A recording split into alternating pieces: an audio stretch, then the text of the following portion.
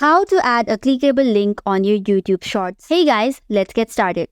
First of all, let us open YouTube app on our device. For that, click on this YouTube icon.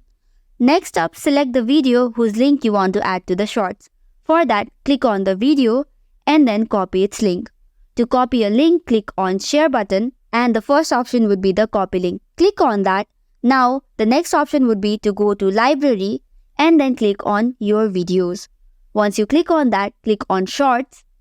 Choose the shorts that you want to make changes to and then click on the three dots right beside it.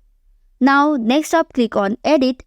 After that, you will see a new page where you have list of options. On that, click on Add Description. Click on that Add Description and then paste the link that you have copied before. Now go back and save the changes. And that's it. You have successfully added a clickable link on your YouTube short.